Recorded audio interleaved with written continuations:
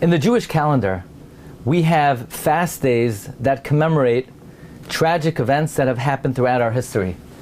But these fast days don't only commemorate tragedies that have happened in the past, in the ancient times, but they commemorate tragedies that occur in our own times. For example, we've learned that the 17th of Tammuz, Shiva Asar Tammuz, not only commemorates the 5 tragedies that are recorded in the Mishnah Masechta Tainis, but Shiva Asar Tammuz is rooted in the day that the Jewish people worshipped the Egel. The Egel, the golden calf, was, so to speak, the first false salvation, false Messiah of the Jewish people.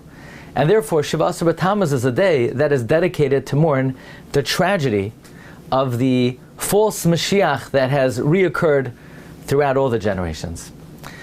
But it got me thinking, there's a particular tragedy that might be the very worst tragedy that has occurred to the Jewish people. And we seem to almost forget about it. We don't mourn it. We don't mention it. You know what the greatest tragedy that has occurred to the Jewish people? The disappearance of the Jewish people. When I say the disappearance of the Jewish people, I mean assimilation. The assimilation of the Jewish people. The intermarriage of the Jewish people. In this country, the intermarriage rate is over 70%. It is said that more Jews have been lost in this country to assimilation than were lost in Europe during the Holocaust. That is a frightening statistic. Why don't we mourn the tragedy of assimilation? Or do we? Is there a day that could be considered designated to mourn the tragedy of assimilation? And indeed there is. And I think this could be understood in the context of a very important historical fact, and that is the establishment of the United States of America in 1776 on July 4th was Shiva Asar B'Tammuz. That is right. This country was founded on Shiva Asar B'Tammuz. And that is very important, and that is very telling. The Mishnah in Masechta Tainis records 5 tragedies that occurred on Shiva Asar B'Tammuz. The Mishnah tells us the luchais were broken, the carbon tamid stopped being brought, the city's walls of Yerushalayim were breached, Apostomus burnt the Torah, and a tselem, a icon in Avodah Zarah, was erected in the Heichal. There are a lot of opinions as to when these various tragedies occurred. We're familiar that the luchais were broken in the desert, in the Midbar, before the Jewish people even entered Eretz Yisrael. But when exactly was the carbon tamid abolished? And we know the walls of the city were breached only in the times of the second Beis HaMikdash on the 17th. In times of the first Beis HaMikdash, it was the 9th. Apostomus burnt the Torah. That was not necessarily in the times of the second Beis HaMikdash. So the Mishnah seems to collect 5 random tragedies, and it does not even seem to be in chronological order, that happened on the 17th of Tammuz. What is the connection, if any, between these 5 tragedies? So Rav Yaakov Ettlinger in the Sefer Minchas Ani, in Parshas Balak, reveals an amazing understanding that these are not a random collection of 5 tragedies. Instead, this is a detailed outline of the downward spiral and progression of what happens to the Jewish people when we do not dedicate ourselves to observe the Torah. It all begins with the luchais are broken. The luchais are broken represents when a Jew slackens off and weakens his commitment to the study of Torah. In other words, all of Judaism is based upon commitment to the regular study of Torah.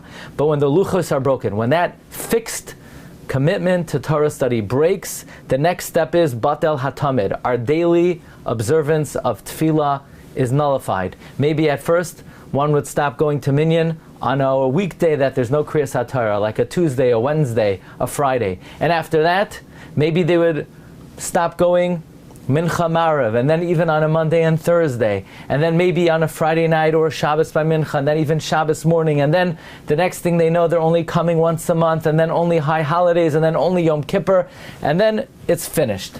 Batal Hatamid. At that point, the city's walls are breached. In other words, the Jew is open prey to the wiles of the evil inclination. At that point in time, the Torah is burnt. He loses all connection to Torah. He severs all ties to the observance of Torah. And then there is assimilation and conversion, Behemed, Tselem, Behechal. So these are not five random tragedies. This is a detailed outline of the downward spiral of what happens to the Jewish people. First, they stop their commitment to Torah study, then the daily observance of Tefillah, then they're open prey to the Yetzer Hara, then the Torah is burnt, and then they abandon their religion. In effect, what the Aruch LaNer is teaching us is that Shiva Asar B'Tammuz is the day to mourn the greatest tragedy of all, and that is the tragedy of the disappearance, of the assimilation of the Jewish people throughout our history. And as great of a tragedy that is, it has been most pronounced and most acute in the United States of America. More Jews have been lost to assimilation in this country, possibly, than anywhere else in the world in the history of the Jewish people. So how telling and how revealing is it that this country was founded on this day, the day of Shiva Asar B'Tammuz, the day that we mourn this 5-step program of the downward spiral of the Jewish people. That means the founding of this country gives us the lens to how to perceive a certain element of great churban of the galus that we are in today. On the other hand, we know that all the fast days will be nishapech l'toiva. Shiva Asar B'Tammuz, the fast of the 4th month, will be nishapech l'toiva, which means that America also has a great potential to be a great source of bracha to the Jewish people. And indeed it has. Certainly, this country has been the greatest haven for the Jewish people in our history. Torah has been built in this country like nowhere else since the day we left Yerushalayim. So Shiva Asar B'Tammuz, both the destructive element of it and the hope for transformation l'toiva, is a good paradigm for how we could view this final galus that we are in today. But this opens up our mind that indeed there is a tragedy. There is a tragedy that we mourn on Shiva Asar B'Tammuz that may not be enumerated exactly in the Mishnah, and that is the greatest tragedy of all, the assimilation of the Jewish people.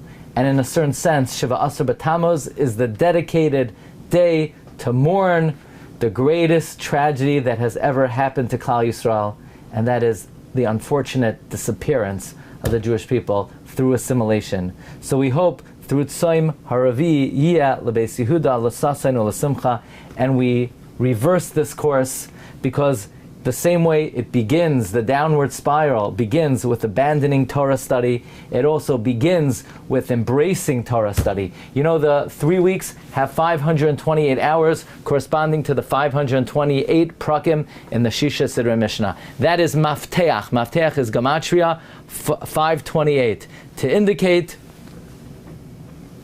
that this is the key of our redemption. May we all merit to see Tzoim Haravi, V'Tzoim HaChamishi, V'Tzoim HaShvi, V'Tzoim HaAsiri, Yiyah L'Beis Yehuda, L'Sasain, U'L'Simcha, U'L'Mayadim Tovim. Wishing everyone an easy fast.